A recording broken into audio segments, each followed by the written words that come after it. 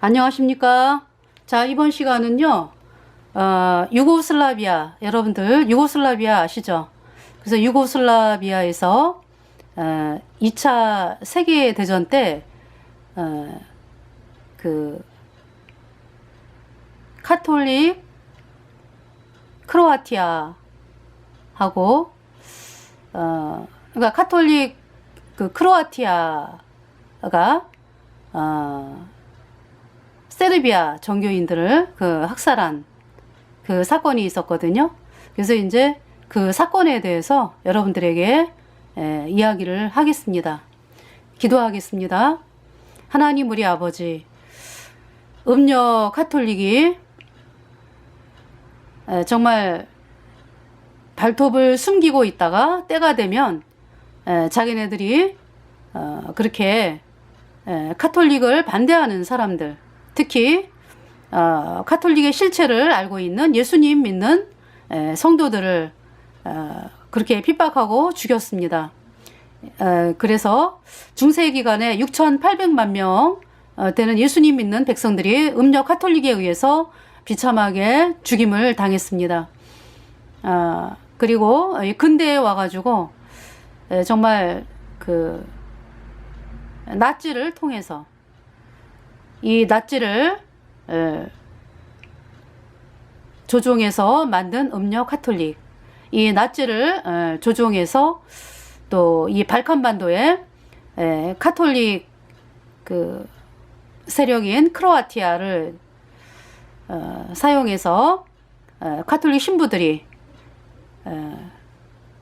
세르비아 종교인들을 그 죽이고 하는 그 일들을 통해서 음녀 카톨릭이 얼마나 또 정말 극악한지를 또 보는 그러한 시간, 또 하나님께서 이끌어 주신 그 이 시간을 허락하여 주심을 감사를 드리며, 이 방송을 듣고 있는 사람들이 음녀 카톨릭의 실체를 정확하게 깨닫고 카톨릭에서 탈출하고, 그리고 정말 인간의 죄는 어떤 인간도 절대로 씻을 수 없어서 창조주 하나님인 예수께서 사람의 몸을 입고 이 땅에 오셔서 우리의 모든 죄를 대신하여, 우리 죄값 대신하여 심판을 받으시고, 우리가 죄 때문에 영원한 불못에 갈 수밖에 없는 우리 인간의 모든 죄를 예수님의 보배 피로 단번에 영원히 씻어서 우리를 영원히 죄 없게 의롭게 선포하신 예수님의 피로 얻은 영원한 속죄 의롭다, 이 복음을 사람들이 받아들여서 의인으로 태어나서 성령을 받고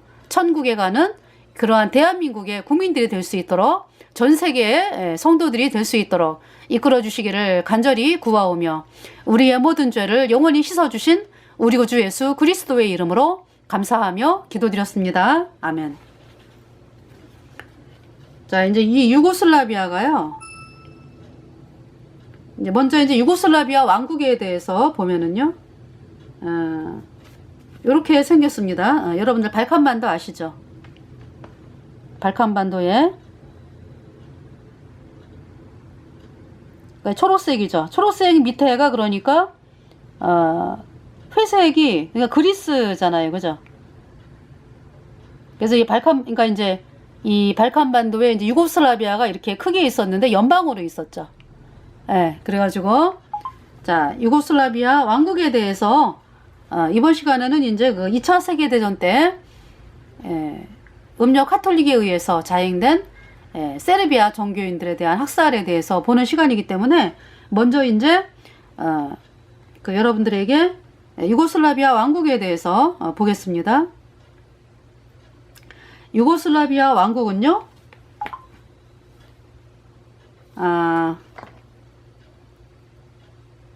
1918년 12월 1일부터 1941년 4월까지 존재한 옛 나라입니다.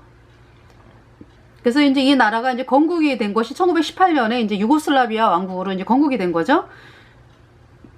그래서 건국 당시의 명칭은 세르비아인, 크로아티아인, 슬로베니아인 왕국이었고, 1929년에 7월 6일에 유고슬라비아 왕국으로 이제 국호를 바꿨습니다. 그러니까 여러분들 이 왕국의 이름을 보면서 이 왕국에 그러니까 세르비아인, 크로아티아인, 슬로베니아인, 네, 이렇게 이제 주된 민족이 이제 그렇게 있었다는 거죠. 그래서 그때 당시 이제 수도는 베오그라드고요. 예, 국왕은 페타르 1세, 그 다음에 알렉산드로 1세, 그러니까 알렉산다르 1세, 1921년에서 1934년, 이 알렉산다르 1세가 이제 암살 당했습니다. 그리고 페타르 2세가 1934년부터 1941년까지고, 예. 성립은 1918년 12월 1일, 해체는 1941년 4월. 예, 그러면서 이제 결국은 1943년에 이제 공산국가로 이제 전환이 됐습니다.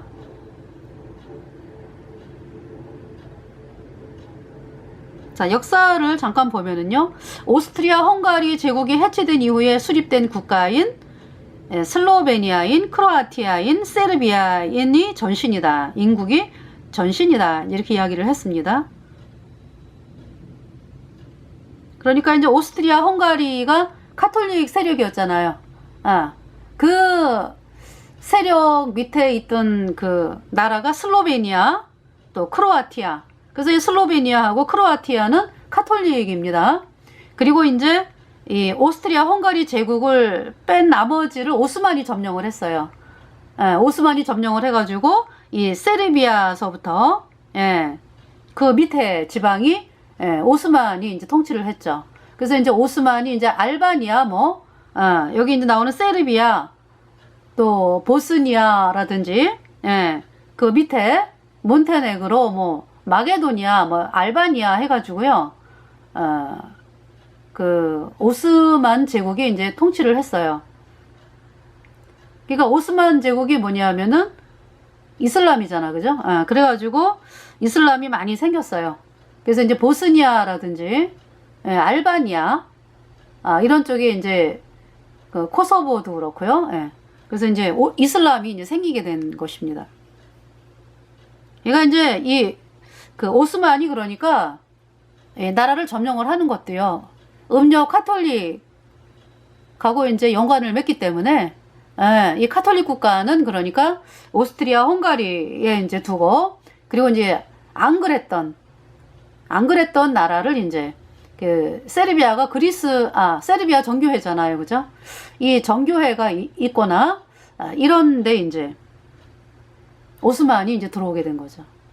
그래서 정교인이었던 사람들이 많이 나중에 이제 이슬람으로 이제 바뀌고 이제 이러한 일들이 이제 발생을 하게 되는 것입니다.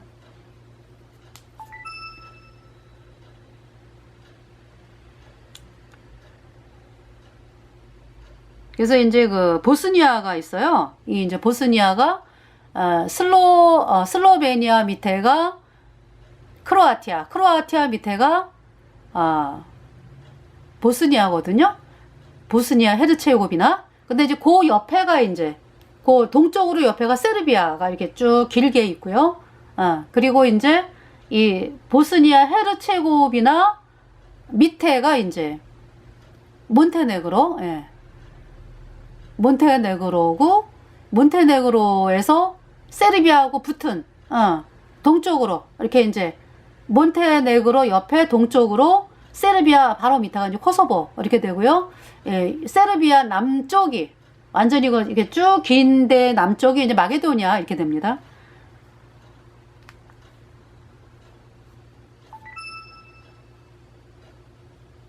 그러니까 이제 그때는 이제 그러니까 유고슬라비아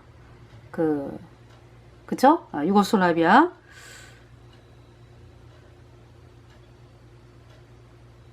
자, 여기 보면은요,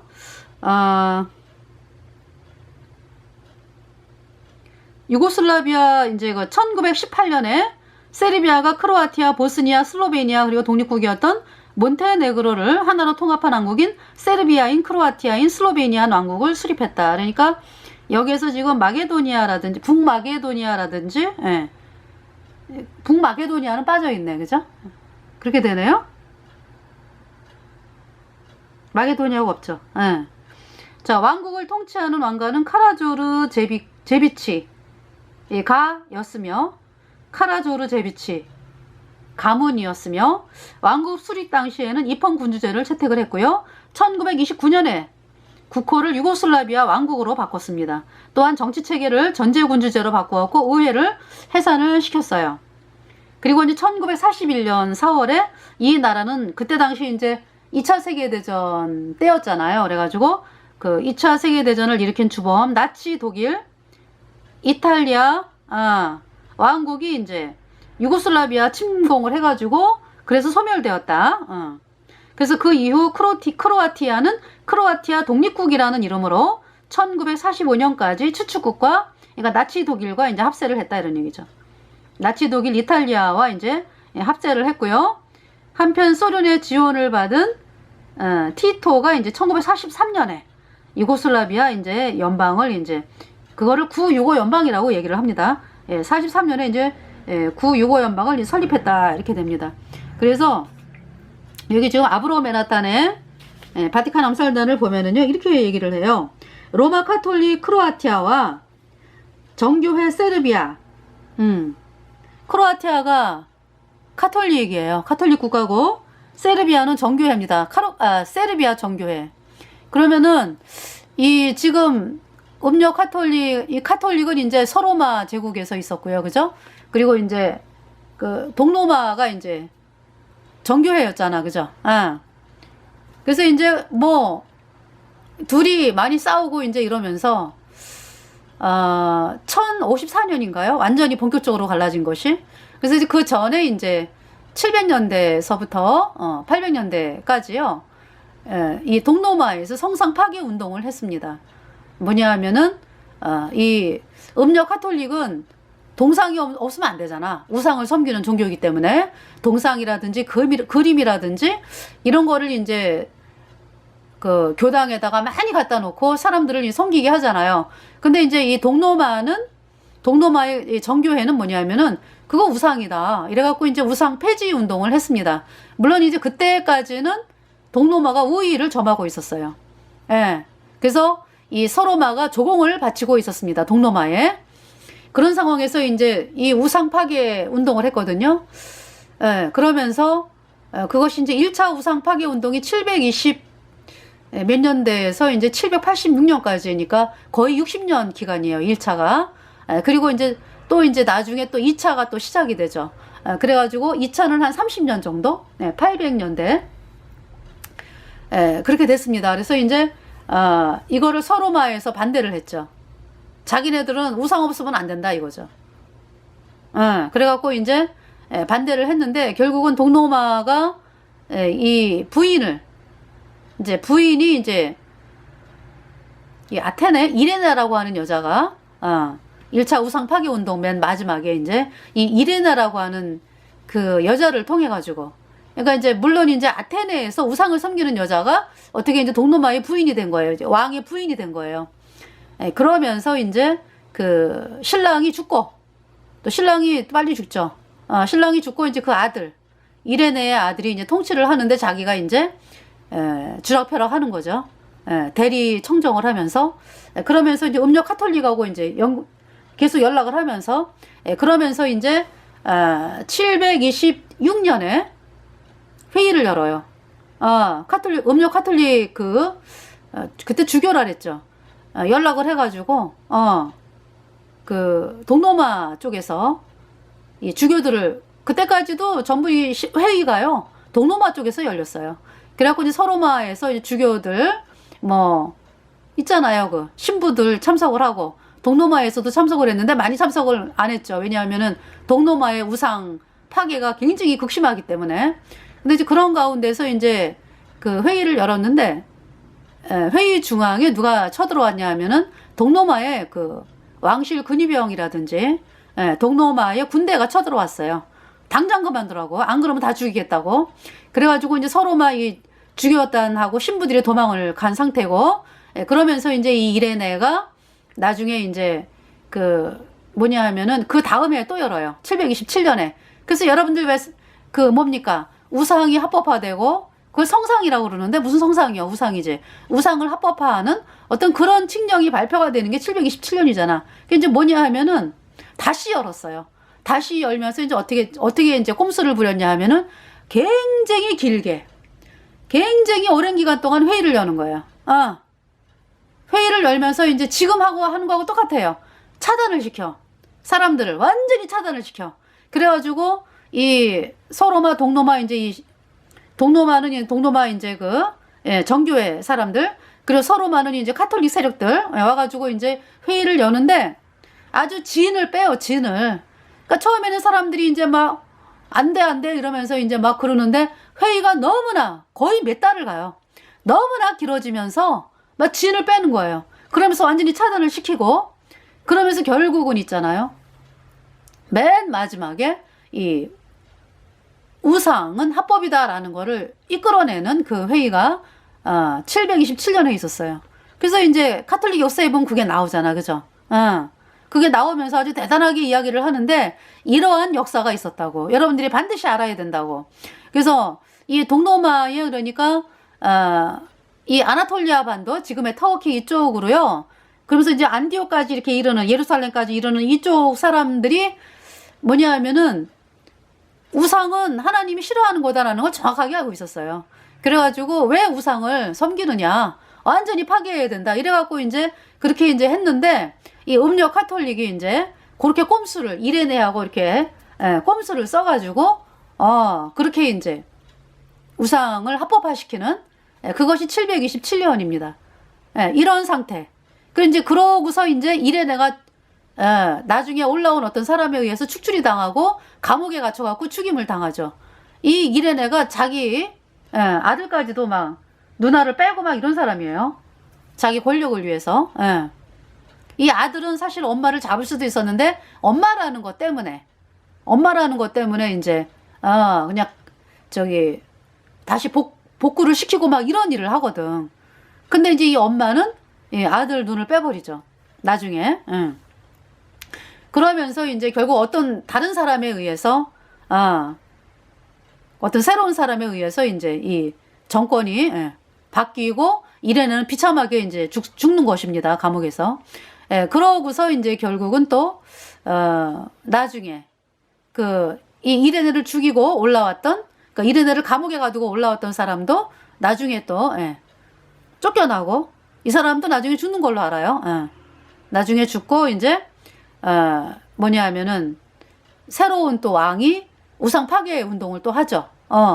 그때 이것도 마찬가지야. 30년 정도 가다가 결국은 뭐냐 하면은 그 왕의 부인에 의해서 이제 다시 이제 이 우상을 합법화하는 이제 그런 쪽으로 해가지고 더 이상은 이제 그때부터 얘기가 안 되는 거죠.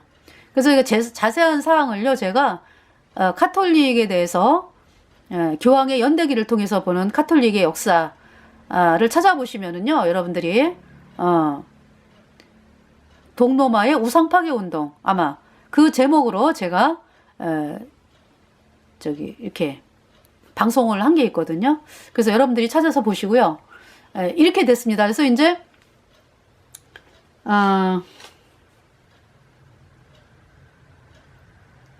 이제 우상 파괴 운동. 그래서 그때까지 동로마가 우위에 있었다는 거. 그래서 1054년에 완전히 갈라지죠. 완전히 카톨릭과 이제 이 정교회가 완전히 갈라지는데, 이 카톨릭하고 정교회가 사이가 안 좋죠.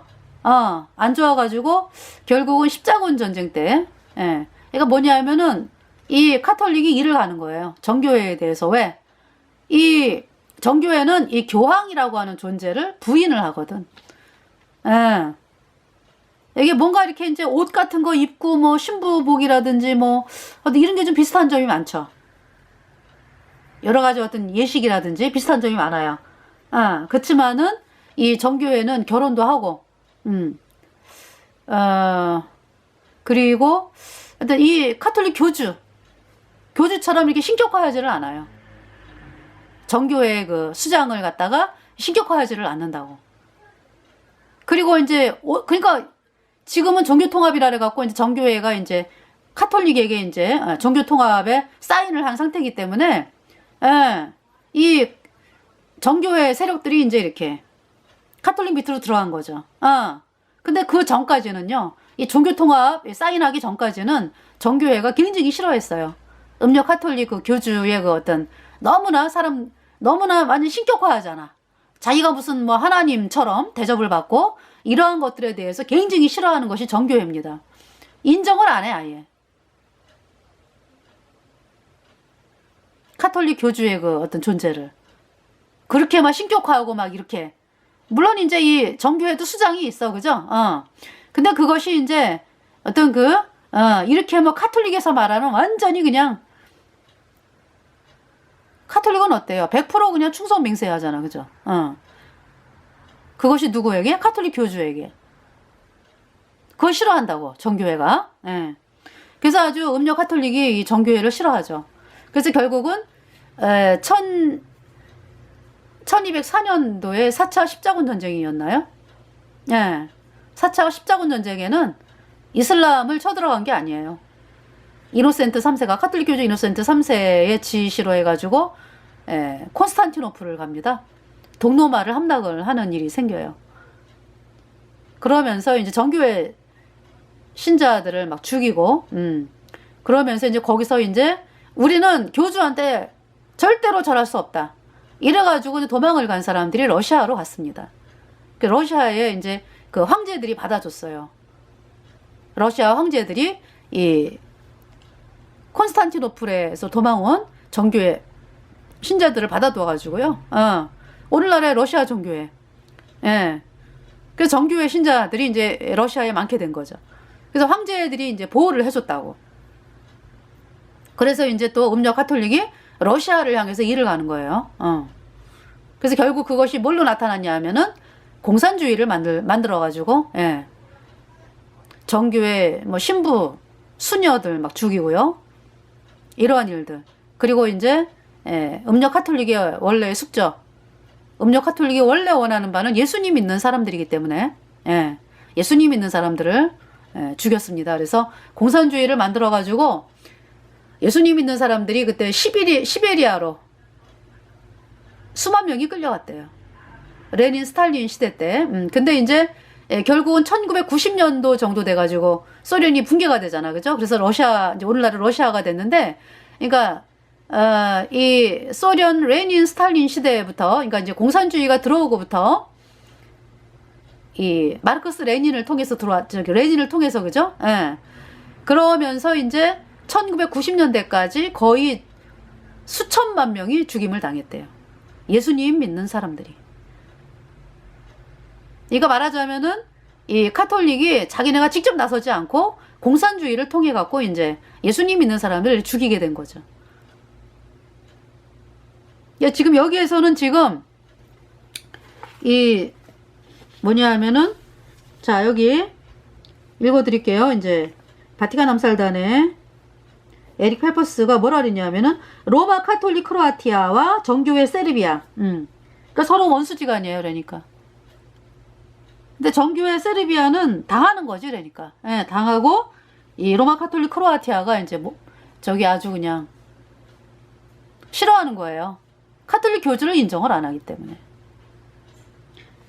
이 둘이 이제 하나는 로마 카톨릭인 반면에, 그쵸? 크로아티아는 로마 카톨릭이고, 하나는 정교회, 세르비아는 정교회이므로 예수회의 30년 전쟁 이후로 서로를 혐오하는 오래된 두 적들이 강제적으로 합병되어 유고슬라비아가 건국이 되었다. 유고슬라비아가 그러니까 아까 설명한 바에 의하면은 1929년으로 나오죠, 그죠? 그러니까 이제 유고슬라비아가 1918년에 이제 크로아티아, 세르비아, 슬로베니아인 국으로 됐다가 1929년인가요? 언제예요? 유고슬라비아 왕국으로 변하잖아, 그죠? 그러면서 이제, 그러니까 여기 보니까 이 카톨릭 크로아티아와 정교회 세르비아가 왜 이렇게 합병이 됐느냐, 강제적으로 합병됐냐 하면은 죽이기 위해서 내전을 일으켜가지고 크로아티아가 마음 놓고 세르비아 정교회를 죽이기 위해서 이렇게 합병이 되었다. 물론 정치인들을 통해서 이제 합병을 시켰는데 그 뒤에는 카톨릭 음녀가 이제 이렇게 조종했다 이런 얘기죠. 강제로 합병되어 유고슬라비아가 이제 건국이 되었고, 이로 인해 제2차 세계대전 기간 안에 로마 카톨릭 크로아티아 국수주의자가 수십만의 정교의 세르비아인을 살해하는 것이 가능해졌다. 다음과 같은 글을 볼 수 있다. 읽어드릴게요. 1941년 10월에 10만 명의 남자, 여자, 어린이들이 며칠 만에 살해되거나 고문당하였으며 그들의 집, 도로, 들판, 감옥, 학교, 심지어 정교회 교회에서 대량 학살되었다. 누가? 크로아티아 로마 카톨릭. 그러니까 뭐냐 하면은요, 이제 나중에 나와요. 뭐냐 하면은 이거를 지휘한 사람들이 카톨릭 신부들이요. 카톨릭 신부들이 카톨릭 교도, 크로아티아 교도를 통해서 이제 그걸 우스타샤라래요. 우스타샤. 카톨릭 신부가 주축이 돼가지고 신부들만 할 수가 없잖아. 사람들이 많이 필요하니까. 이제 거기에 이제 카톨릭 교도들이 이제 합세를 해가지고 이러한 일을 발생을 시켰다라는 거죠. 세르비아 정교인들을 얼마를 죽였냐 하면은 75만 명을 죽였대요. 75만 명. 세르비아만. 그래서 이제 여기 이제 자, 그들의 집 도로, 그러니까 다시 읽어드릴게요. 1941년 6월에 10만 명의, 그러니까 이제 뭐냐 하면은 나치가 이제 이탈리아하고 같이 그때 이제 그 군국주의라 그래가지고, 그쵸? 저기죠. 뭡니까? 군국주의가 아니라 그 뭐라 그래요, 그거?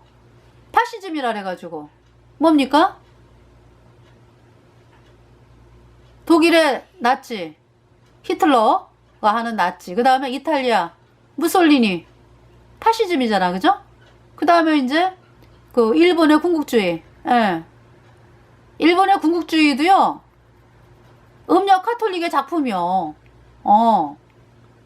그래가지고 그때 그렇게 이 군국주의를 선언하면서 카톨릭 신부하고 수녀들이 그렇게 많이 들어갔대요. 일본으로. 어젠다를 또 수행을 해야 되니까. 이렇게 얘네들은 아주 일사천리로 움직인다고. 그래가지고 이제 이 파시즘이, 그러니까 이제 2차 세계대전 때 이제 유고슬라비아 왕국을 들어와가지고 이제 크로아티아 크로아티아 국이라고 하는 그걸 세운 거지. 그러니까 그래가지고 이제 세르비아 사람들을 이제 이렇게 죽이는 거죠. 그러니까. 그래서 1941년 6월에 10만 명의 남자, 여자, 어린이들이 며칠 만에 살해되거나 고문당하였으며 그들의 집, 도로, 들판, 감옥, 학교, 심지어 정교회 교회에서 대량 학살되었다. 우리는 울타리에 날카로운 창살에 꽂혀있는 아기들을 발견하였는데, 아기들이 그러니까 울타리에 날카로운 창살에 꽂혀있대. 얼마나 끔찍하게 죽이는 거야, 이 가톨릭 신부들이. 우스타샤가.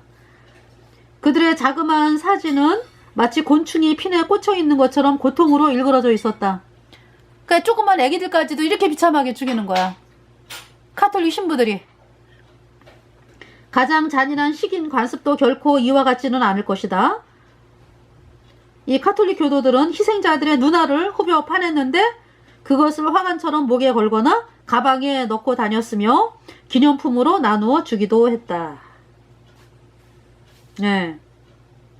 그 다음에 그 밑에 있는 것까지 좀 읽어드릴게. 로마 카톨릭 슬로바키아와 프로테스탄트인 보헤미아 체코 역시 합병이 되어서 체코슬로바키아가 건국이 되었다.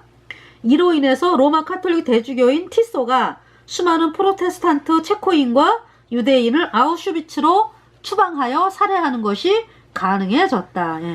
그러니까 체코와 슬로바키아를 또 왜 이렇게 합병을 했나 그랬더니, 슬로바키아 카톨릭 교도가 체코의 보헤미아, 그러니까 이제 보헤미아 체코, 예수님 믿는 사람들이 있는 곳이잖아, 보헤미아가. 그죠? 체코. 그 사람들을, 예수 믿는 사람들을 학살하기 위해서 이제 합병을 한 거야. 음력 카톨릭이 그 정치 세력들을 사용해가지고. 너무 끔찍하지 않아요? 자, 그러면은 이제 우스타샤에 대해서 한번 여러분들에게 어떻게 어느 정도로 이제 했는가.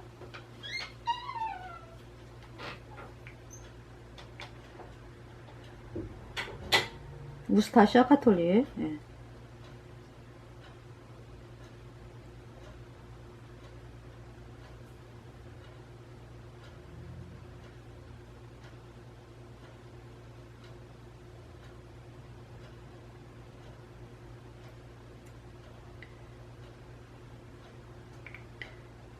우스타시아 카톨릭보다 크로아티아 학살, 크로아티아인의 학살, 예. 이를 치면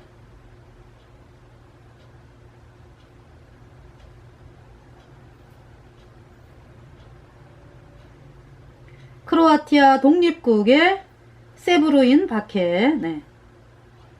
자, 2차 여기 지금 이렇게 나오는데요. 여기 지금 세르비아 가정이 크로아티아 사람들에게 비참하게 죽임당한 거하고, 그때 당시 이제 그 영토가 이게 지금 부부가 죽어 있어요, 그죠? 예. 이게 뭐냐면은 여기 지금 나온 표현은 2차 세계대전 당시 유고슬라비아에서 일어난 학살 사건을 표시한 지도다. 다시 보여드릴게요. 네. 표시한 지도. 네. 학살 사건이 있었다. 자, 그리고 이제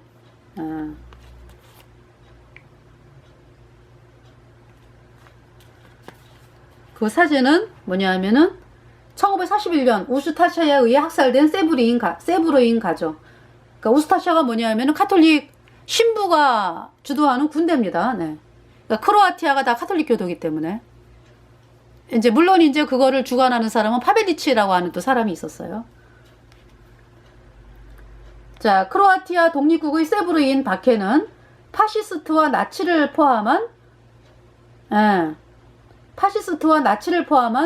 그 크로아티아 그 직업군인, 카톨릭 직업군인과 로마 카톨릭 교회와 우스타샤가 1939년에서 1945년 사이에 크로아티아 일대에서 정교회 신도들인 세르비아인과 집시 유대인 등의 강한 학살을 일컫는다. 세르브인의 국민국가인 세르비아에서는 세브로인 집단 살해라고 이제 합니다. 자, 1941년 나치 독일과 이탈리아 왕국이 유고슬라비아 왕국을 침공해서 크로아티아 독립국이라는 괴뢰국을 세웠습니다. 그래서 루이 마르투를 수상국으로 임명을 했어요. 크로아티아 독립국은 이에 대한 보답으로 세브로인과 동방 정교회 신자들을 학살을 했습니다. 예. 그러니까 이제 음력 카톨릭이 뒤에서 이제 조종을 하는 거예요. 이 결과로 세브로인 25만 명이 국외로 추방되었고 39만 명에 달하는 세브로인과 3만 7천 명에 달하는 유대인이 안테 파빌리치가 이끄는 우스타시아에 의해 학살되었으며 약 20만 명이 고문과 협박으로 인해 로마 카톨릭 교회로 개종해야만 했다. 이를 주도한 비밀 경찰청장 등 모든 공직은 카톨릭 신부 출신이요, 카톨릭 사제 출신 인사들이 차지했으며 야세노바츠 강제 수용소 소장인 미로슬라브 필리포 비치 또한 로마 카톨릭 교회 사제 출신이었다. 그러니까 가장 악랄한 그 수용소, 야세노바츠 강제 수용소의 소장이 누구냐? 카톨릭 신부였다, 이런 얘기죠. 야세노바치 강제 수용소에서는 6만 명에서 7만 명이 살해당한 것으로 추정되며 오늘날 야세노바치 수용소에는 이곳에서 살해당한 수감자 75,159명의 이름이 기록되어 있다. 자, 바티칸의 기획 학살 이렇게 나옵니다. 바티칸의 기획 학살. 네. 자, 당시 크로아티아의 알로이시우스 스테피나츠 대주교는 영원한 불못에 가서 가장 뜨거운 불못에서 영원히 고통당하고 있죠. 1941년 4월 14일 나치의 발칸반도 점령을 환영하는 성명을 발표했습니다. 그는 뭐라고 발표했냐? 하느님은, 천주교는 하느님이라 그랬잖아. 천주교 신부니까. 하느님은 우방국의 지도사이신 아돌프 히틀러와 우리의 지도자이신 안테 파빌리치로 하여금, 이제 파빌리치가 누구냐 하면은 이 사람이 이제 저기죠, 카톨릭 사람이에요. 그래가지고 이제 뭐냐 하면은 자기 말로는 자기는 이 출세한 거지, 그러니까 자기 입장에서 볼 때는. 그래갖고 이제 크로아티아 독립 괴뢰국의 이제 대통령 뭐 이런 위치에 있었던 거 아니야, 그죠? 가장 높은 위치에. 네. 파빌리치. 예. 다시 이제 뭐라고 신부가 얘기했냐? 하느님은, 얘가 이제 크로아티아 대주교 스테피나츠 대주교, 이 사람 하느님은 우방국의 지도자이신 아돌프 히틀러와 우리의 지도자이신 안테 파빌리치로 하여금 무력으로 우리의 압제자를 쫓아내도록 인도했다. 하느님께 영광을, 아돌프 히틀러에게 감사를, 안테 파빌리치에게 무한한 충성을 이라고 외쳤다. 아주 미친 집단이요, 아주. 이 신부 이거 미쳤지 이게? 또 파빌리치는 순수한 카톨릭 국가건설에 필요한 제도를 도입했다. 모든 공공기관에서 카톨릭 교리를 준수하도록 의무화했다. 정부와 학교에서 비카톨릭 교도는, 그러니까 카톨릭 교도가 아닌 사람들은 빠짐없이 쫓아냈다. 하나도 빠짐없이. 세브로인들이 사용하는 키릴 문자로 성경이나 책을 발행하는 것을 금지했고, 카톨릭 신자가 유대인 등 이교도와 결혼하는 것도 금지. 모든 공공시설 입구에 세브로인, 유대인, 집시, 개는 출입금지라는 팻말을 세워놓게 했다. 그러면서 아주 지금 카톨릭 교주 프란치스코가 뭐 인권이네 뭐 아주 쇼를 하고 있어요. 종교적 민족적 순결을 지키려면 이것으로만으로는 부족했다라는 생각이 들어가지고 인종청소 작업도 병행했다. 그러니까 인종청소라는 말이 이제 이때 나오는 거야. 그러니까 카톨릭이 세르비아인을 죽이는 거를 인종청소라는 얘기를 하는 거죠. 파빌리치 정부는 이것을 위험인물 제거 작업이라고 불렀다. 꼭 이름도 있잖아 얘네들은. 사람을 죽이면서 뭐라고 붙여요? 위험인물 제거 작업. 이래가지고 정당성을 부여한다고. 위험인물은 누구냐? 그러니까 걔네들이 보는 위험인물은 크로아티아 카톨릭 교도, 카톨릭 신부들이 보는 위험인물은 누구냐? 세브로인, 유대인, 집시 등 비카톨릭 교도를 가리켰다. 파빌리치는 세브로인들은 이제 사라져야 한다며 모든 수단과 방법을 동원해 위험인물들을 청소할 것이라고 선언했다. 그러니까 인종청소라는 말을 먼저 쓴 거야 얘네들이, 카톨릭 교도들이. 이 파빌리치가 이 카톨릭 예수의 그 어젠다를 실행한 사람이거든. 자, 아브로 메나탄, 이제 그 바티칸 암살단을 쓴 사람은 유고슬라비아에서 벌어진 학살의 전모를 바티칸 대학살, 더 바티칸스 홀로코스트 1986년도 판입니다. 이라는 책에 담았다. 이 책에 따르면 당시 학살은 로마 카톨릭 교회가 조직적으로 자행하였으며 당시 학살의 최전방에 있던 우스타샤의 무기를 카톨릭 국가들인 오스트리아와 이탈리아를 통해 지원하였고 바티칸의 계획하에 유고슬라비아 왕국의 멸망과 친가톨릭 독립국가 설립이 기획되었다고 주장했다. 예. 근데 원대로 안 되긴 안 됐어. 그죠? 왜? 나치가 지는 바람에. 자, 그래서 이제 우스타샤의 지도자인 안테 파빌리치는 바티칸의 지원 속에 유고슬라비아 국왕을 암살했어. 누구냐 하면은 그 알렉산다라 왜 있잖아. 그죠? 그 사람을 암살했어요. 암살하고 우스타샤를 이끌고 학살과 가톨릭으로 강제 개종을 진두지휘했으며 2차 대전 후반 독일군이 패퇴하자 바티칸의 도움으로 이제 나중에 이제 이 히틀러가 쫄딱 망하잖아. 그래갖고 히틀러를 이제 죽였다 그랬잖아. 그지? 근데 알고 봤더니 히틀러라든지 이 누구예요? 이 사람. 파벨리치는 이제 바티칸의 도움으로 남미로 탈출했다. 이렇게 나와요. 그 이제 히틀러도 남미로 탈출했대. 그 죽은 사람은 가짜 히틀러야. 그러니까. 아주 쏘기는데 능사기 때문에. 사다리 작전을 통해가지고 남미에서 굉장히 오래 살았대요. 히틀러가. 네. 그래서 그 히틀러의 딸이 독일의 총리 메르켈이라 그러잖아요. 예. 무슨 뭐 메르켈 총리가 무슨 뭡니까? 루터파 목사의 딸이라고? 그건 뭐냐 하면은 신분 세탁을 한 거지. 그러니까 루터파의 목사인 척하는 사람 집안에 이제 들어가서 그 집의 딸로 자라가지고 예. 그렇게 이제 그 카톨릭의 어떤 조종하에 이제 총리가 됐다 이런 얘기죠. 메르켈이 예, 밝혔습니다. 자, 그래서 이제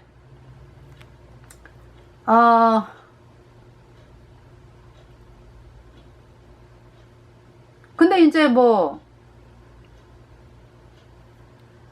안테 파빌리치 예. 어디가 있어요 지금. 영원한 불못에서 가장 뜨거운 불못에서 영원히 불에 타고 있는 거야. 자, 특히 우스타샤의 대부분이 카톨릭 사제들과 신자들로 구성되었으며 야세노비치 강제 수용소 등 대부분의 멸절 수용소의 간부들이 로마 카톨릭 교회 사제들이었으니 기획 학살을 뒷받침하고 있다. 네. 자, 카톨릭으로의 강제 개종에 대해서 보겠습니다. 크로아티아에서 정권을 잡은 파벨라치는 이제 알렉산다라 1세인가 그 유고슬라비아 왕을 죽이고서 이제 자기가 이제 이제 대통령이 된 거 아니야, 그죠? 이제 지도자가 된 거 아니야, 파빌리치가. 모든 세르비아인들은 로마 카톨릭 교회로 개종해야 한다는 강제 개종법을 통과시켰어요. 이 강제 개종은 마치 루이 14세, 프랑스 루이 14세 때 뭡니까? 프랑스 그 예수의 루이 14세의 고해 신부가 예수의 신부였잖아, 그죠? 뭘 고해를 했습니까? 고해 성사를. 루이 14세가 며느리와 동침했다. 이걸 이제 고해를 한 거예요. 그래갖고 이제 루이 14세를 그냥 쥐락펴락 하는 거지 뭐. 그래가지고 이 퐁텐블로 칙령을 만들어 갖고 와가지고 예수의 신부가 여기에 사인하라 이거야, 루이 14세한테. 안 그러면 그냥 국민들에게 다 부르겠다 그냥. 그리고 내가 죄를 안 사해주면 당신은 지옥을 가니까 알아서 해 이제. 이러니까 이 루이 14세가 바들바들 떨면서, 그때 당시 어때요? 국왕들이 카톨릭, 이게 얼마나 비극이에요, 그죠? 아니 카톨릭 신부 자기네들도 가장 뜨거운 하나님의 진노의 심판으로 가장 뜨거운 영원한 불못에 던져지는 그 인간들에게 고해 성사를 왜 하고 있는데, 왜? 그 루이 14세가 그렇게 쏘갔다고. 예. 그래가지고 이제 그 뭡니까? 그러니까 자기 영혼을 완전히 그 신부한테 맡기는 거예요. 이 카톨릭 사람들이 있잖아요. 심각해요. 자기 영혼을, 자기가 자기 영혼을 어떻게, 내가 어떻게 하면 구원을 받지? 내가 어떻게 하면 예수님을 만나지? 본인들이 찾으려고 그러는 게 아니라 완전히 그냥 그 말하자면 있잖아요. 무슨 뭐 저기죠. 뭐가 있어요? 뭐 이렇게 대행업체 있잖아. 대행업체. 어? 대행업체에게 다 맡겨버려가지고, 그 대행업체가 이제 사기꾼이니까 이제 그 사람 재산을 다 이제 가지고 튀는 어떤 그러한 데다가 이제 카톨릭 신도들이 자기 영혼을 맡기고 있다 이런 얘기죠. 카톨릭 신부한테 고해 성사를 왜 하는데? 예? 그래갖고 이제 이 루이 14세가 이제 고해 성사를 하면서 이제 이 예수의 신부가 있잖아요. 당신 죄는 이제 사해졌다고. 도장 찍으라고 도장을 찍었어요. 그게 퐁텐블로 칙령이에요. 퐁텐블로 칙령. 그래서 이 퐁텐블로 칙령은 그 프랑스의 그 예수님 믿는 사람들을 그 불법으로 만드는 칙령이에요. 1687년인가 그래요. 예. 낭트 칙령은 그 저기 뭡니까? 1598년인가? 낭트 칙령. 예.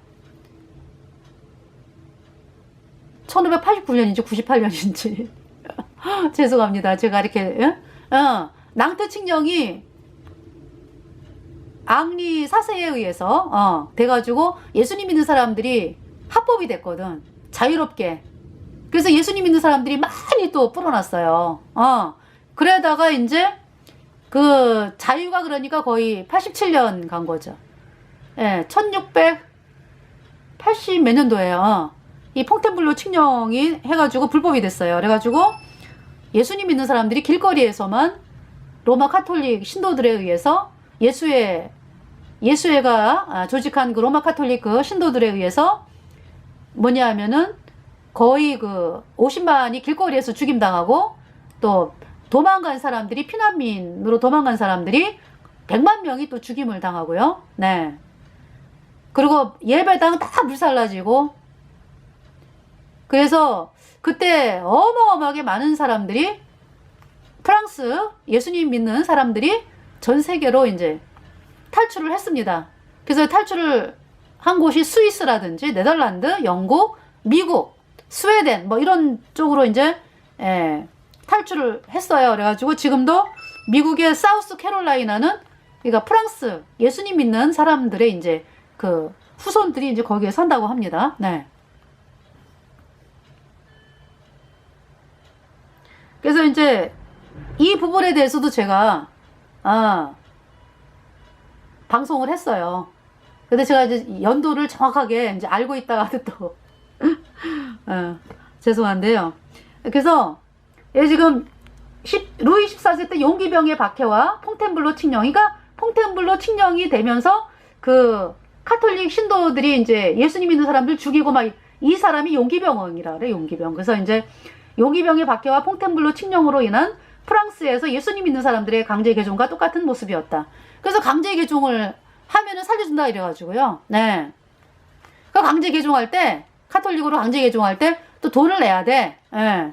어떤 이러한 일들을 이제 했습니다. 그러면서 이제 프랑스 혁명이 일어나기 2년 전에 이제 그 로이 몇 세예요? 로이 16세인가요? 단두대에서 죽임당한 그 왕이 이제 예수님 믿는 자유를 선포를 했어. 그래서 그것 때문에 프랑스 대혁명에서 예수회가 분노해가지고 단두대에서 죽인 거야. 그리고 그 루이 16세의 부인은요, 오스트리아 그 여왕의 딸이잖아, 그죠? 마리 앙뚜아네트 이 여자가. 그리고 이제 오스트리아 그 엄마가 오스트리아 여왕인가 그랬잖아, 그죠? 그 오스트리아 여왕이 예수회를 추방을 시켰다고. 그래서 이제 거기에 막 일을 갈아가지고 이 루이 16세 왕하고 부인을 갖다가 단두대에서 죽인 거예요. 역사가 그래요.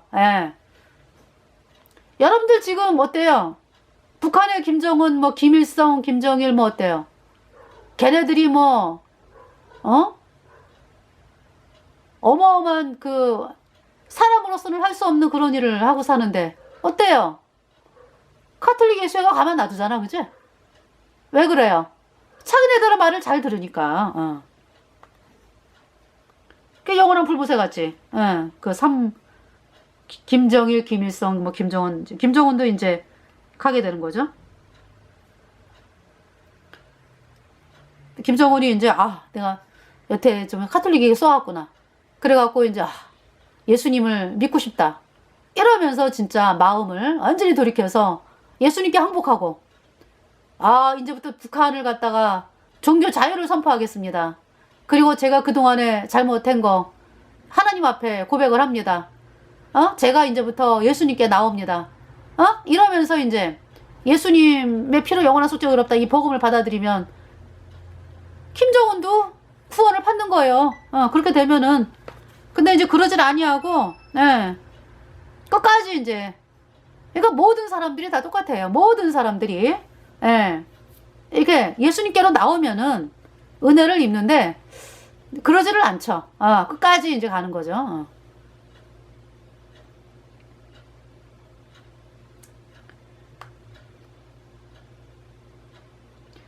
자, 이것은 이제 뭐냐 하면은요. 이 강제 개종은 마치 루이 14세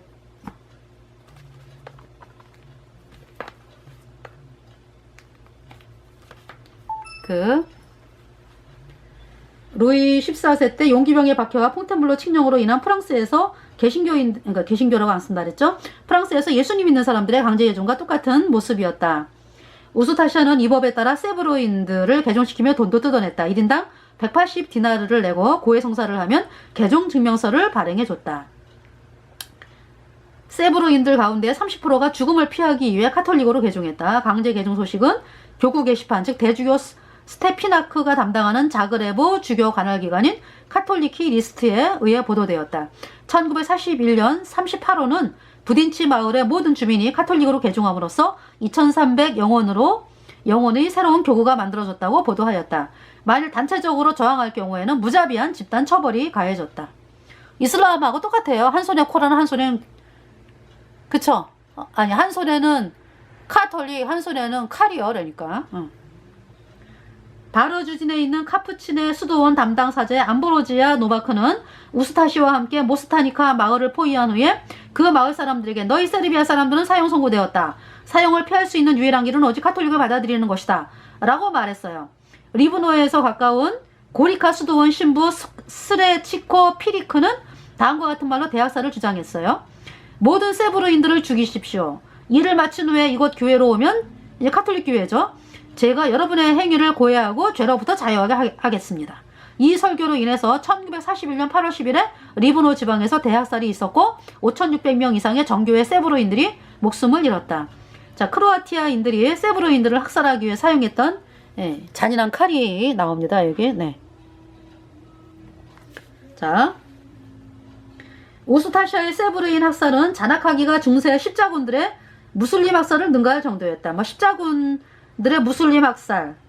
그러니까 십자군들이 무슬림 학살을 그렇게 잔인하게 했네. 오스타시아는 그러니까 십자군이 누구야? 카톨릭 교도다 이거죠. 그때 당시 예수님 믿는 사람들은 중세 기간에 쫓겨다니고 피해 다니고 있을 수가 없어요. 죽이기 때문에. 그래 산속에 숨어 살고 이렇게 했습니다. 네. 그래서 중세시대 십자군들은 그러니까 십자군을 붙여가지고 자기네 로마 카톨릭 교도라는 거를 이렇게 이제 속이는 거예요. 중세시대 로마 카톨릭들의 무슬림 학살을 능가할 정도였다. 세브로인 학살이 우스타시아의 세브로인 학살이 우슈타사가 한 세브로인을 학살한 그 잔악하기가 중세시대 로마 카톨릭의 무슬림 학살을 능가할 정도였다. 오스타시아는 붙잡은 정교의 신도들을 산채로 매장하고 도끼로 목을 잘라 죽이고 누나를 빼서 누나를 화환처럼 만들어 목에 걸고 다녔다. 붙잡힌 정교의 사제들은 더욱 가혹한 고문을 당하였다. 그들은 맨발에 말 편자를 못 박아 불길을 걷게 하였다. 야세노바츠 강제 수용소에서는 정교의 신자들을 소각로에 산채로 태워 죽이기도 했고 이러한 학살은 부녀자와 어린이들도 예외가 아니었다. 아이들은 대부분 굶어 죽었고 갓난아이들은 벽에 던져져 머리가 터진 채 죽었다. 우스타시아는 정교의 신자들을 편리하게 죽이기 위해 일명 세르비안 칼날이라는 도구를 사용하기도 했다. 자, 카톨릭 사제들의 학살에 대해서 당시 조직적인 학살을 진두지휘한 많은 전범들이 카톨릭 성직자들이었다. 이 성직자들이라는 말씀 안 돼. 카톨릭 사제들이었다. 상당수 카톨릭 사제와 수사들이 사형 집행을 주도했다. 1941년 대학살을 주도한 것은 프란치스코 수도회 소속의 투고미레 솔도 수사였다. 보지다르 브랄로우 신부는 180명의 세브르인들을 기관총으로 사살한 후 시신을 쌓아놓고 그 앞에서 춤을 췄다. 전범으로 기소된 드라구틴 캄버 신부는 300명 가까이 되는 세르비아 사람들을 죽일 것을 명령했고 슬로베니아의 그레고리 로즈만 주교는 나치 협력자로 수배되었고 사라예보의 이반 사릭 주교는 세브르인들의 교수용 집행인으로 유명했다. 또한 수십만의 세브르인들을 고문하고 학살해 독일 나치들조차도 전율케 한 야세노바스 수용소의 최고 책임자가 프란시스카 수도회의 수도승인 밀로슬라브 마지스토로비치였다. 그러니까 나치들도 벌벌 떨었대. 이 카톨릭 사제들의 그 만행에.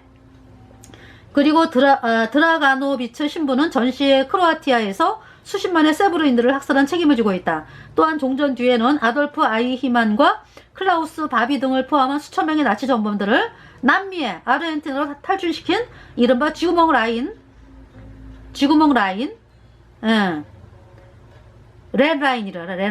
렛이 쥐니까 렛 라인으로 불리는 탈출구로 만든 인물이다. 따라서 당시 이들의 지도자인 스테피나츠 대주교가 대학살과 연루가 돼 있다 라는 사실은 누구라도 알 수 있다. 그러나 그는 카톨릭에서 성인으로 이제 되어 있다. 자, 카톨릭의 사실 은폐에 대해서 보겠습니다. 크로아티아에서 벌어진 이와 같은 끔찍한 학살의 소문을 처음에는 믿지 않았어요. 종교 때문에 사람이 살해된다는 것은 받아들여질 수 없기 때문에. 하지만 생존자들의 개인적인 증언들이 여기저기서 모이고 끔찍한 사건들이 집으로 보내지는 많은 편지에 모사되었기 때문에 서서히 사람들이 사건의 진상을 알아채기 시작을 했고 마침내 더 이상 이 사실을 부인할 수 없는 지경이 되자 그 소문과 정반대의 소문이 돌기 시작한 거야. 어떤 소문? 반 카톨릭 반 크로아티아 선동을 위한 거짓말이라는 소문이 돈 거야. 이 카톨릭은요 소문을 사용해. 소문을 쫙 퍼쳐. 거짓 소문을. 여기서 거짓 소문이잖아, 그죠? 심지어 게슈타포가 조작한 거짓말이라는 소문도 돌았다. 특히 크로아티아 사람들 및 카톨릭 지지자들은 그러한 잔혹한 행위들에 한 소문은 공산주의 나치가 지어낸 이야기라고 비난하였다. 하지만 이 같은 은폐 공착은 곧 거짓으로 밝혀졌다. 사건이 결정적으로 유럽에 알려지게 된 경위는 유고슬라비아의 밀로시 세쿠리츠 박사가 세르비아 정교회 주교들의 사명을 받고 런던의 연합국 본부에 우스타시아 만행을 알리는 호소 및 증거 문서들을 보내 알려지게 되었다. 세쿠리츠 박사는 이 문서를 신발바닥과 양복 속에 놓고 꿰매 여러 나라를 경유하여 천신만고 끝에 런던에 도착해 처칠 수상에게 전해졌다. 이때 유고슬라비아 망명 정부 내의 카톨릭 교도들을 중심으로 이 사실을 밝히지 않고 침묵해야 한다는 의견이 주류를 이루었다. 아주 많은데 또 뭐 있어? 이는 유고 연방 해체를 막기 위해 연합국과의 관계를 유지하기 위해서였다. 그러니까 이런 이유를 대는 거야. 그러니까. 하지만 이런 결정에도 불구하고 그 소식은 1942년 1월 3일 뉴스 크로니클지에 보도되었다. 또 데일리 텔레그라프지는 1942년 1월 30일자로 세르비아에서의 학살을 보도했다. 이 보도로 인해 사람들은 흥분하였는데 이때부터 카톨릭 교회는 사건 축소 및 왜곡 캠페인을 벌이기 시작했다. 그리고 런던의 학살 사실을 알린 세쿠리츠 박사가 나치 첩보원이라는 딱지를 붙였다. 하지만 세쿠리츠 박사가 가져온 증거들 중에는 학살 장면을 찍은 사진들도 있었는데 카톨릭에서는 이 사진들 전부 또는 대부분이 게슈타포 첩보원이 찍은 것이라며 사실을 부인했다.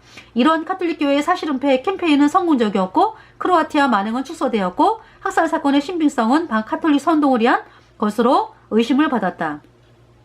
그래서 바티칸 대학사를 쓴 아브로 메나탄 역시 처음에는 이 사실을 믿지 않았다 그래요. 그러나 그 후 아브로 메나탄이 세쿠리츠 박사와 미크로비치 장군들을 만나고 많은 희생자 가족들을 만나 신빙성 있는 자료들을 더 입수한 이후 1954년 마침내 런던에서 책으로 출판되어 많은 사람들에게 알려지게 되었다.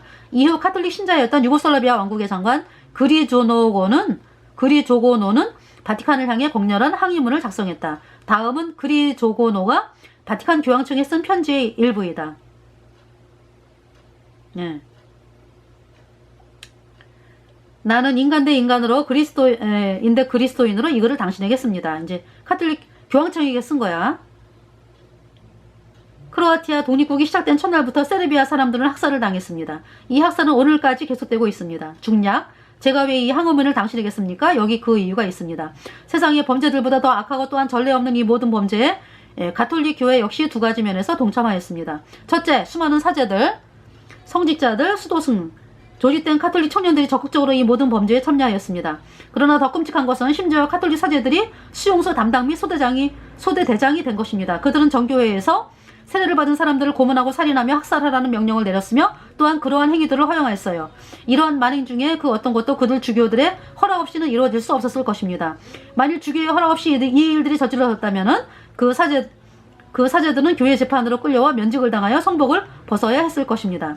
그러나 이러한 일은 발생하지 않았습니다. 이는 주교들이 노골적으로 또는 적어도 침묵으로 동의한 것을 의미합니다. 카톨릭 교회는 남아있는 세브르인들을 강제로 카톨릭 교인들로 만들려고 모든 수단을 사용하였습니다. 활약. 그리고 조고노의 편지에 대해 교황청은 학살 사실에 대해 부인하지 않았다. 그리고 베오그라드의 카톨릭 대주교 우칙스 박사는 그리조고노에게 학살에 대해 잘 알고 있으며 이 사실을 바티칸에 보내 적절한 조치를 취하겠다는 답장을 했다. 네. 자, 그래서 이번 시간은요 여기까지만. 네. 그래서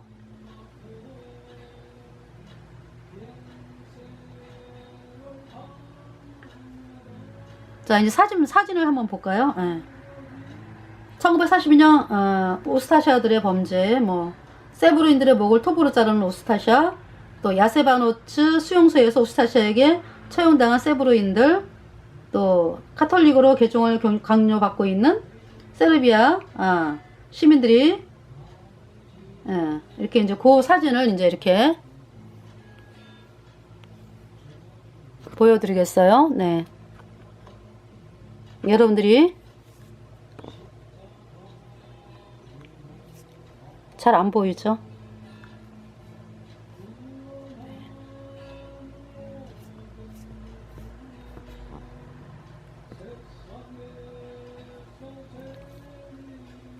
네, 강제 개종 시키는 장면. 그래서 요번 시간은요 여기까지. 그래서 제가 이제 왜 이렇게 유고슬라비아 그 보스니아 내전이 있었고 코소보 내전 있었잖아요, 그죠? 근데 이제 그 전에 이제 이러한 일들이 있었다는 거 여러분들에게. 근데 어때요? 크로아티아 카톨릭 교도들이 카톨릭 신부들이 이렇게 세르비아인들을 75만 명을 학살을 했대요. 이렇게 한 거에 대해서는 입을 꽉 다물어. 어느 매체도 보도하지 않아요. 안 떠들어. 그러니까 얘기를 안 해. 예. 신기하죠? 얘기 안 해요. 사람들이 몰라요. 그래서 제가 이번 시간에 이제 이 사건을 보면서 카톨릭에 대한 실체가 너무 끔찍해가지고, 너무 끔찍해. 어떻게 아이들을 갖다가 창살에다 꿰가지고 그렇게 비참하게 죽일 수가 있어요? 사람이 아니지. 악마지, 악마.